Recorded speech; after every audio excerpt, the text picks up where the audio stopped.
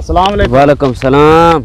खुश ठीक बीठो हाँ भा पांजी बनिया चक्कर ॾियण आयो हाँ। सुठी ॻाल्हि आहे। ॿियो कहिड़ो कमकार करी पियो? अञा स्टडी कयां पियो। सुठी ॻाल्हि आहे। क़ुरान शरीफ़ पढ़ण ईंदो थी? न मूंखे पढ़ण न ईंदो। जनाज़ा नमाज़ पढ़ण ईंदो थी? न मूंखे ख़बर न है। गुसल जे फर्ज़न जी ख़बर थी? न।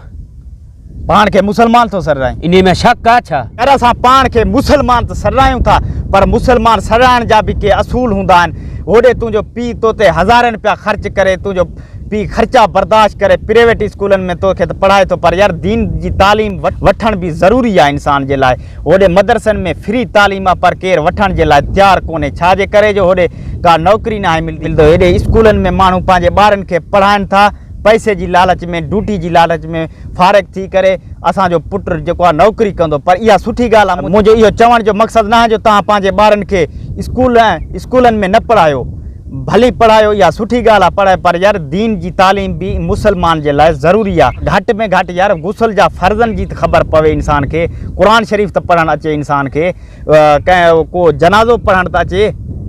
ठीक है भा, सही था चओ। हाणे मां कोशिश कंदुसि दीनी तालीम वठण जी। तव्हांजी इहा सोच सुठी आहे। दीन जी तालीम वठण में को उमिरि जो तक़ाज़ो न आहे। कहिड़ी बि उमिरि में तव्हां दीन जी तालीम वठी सघो था।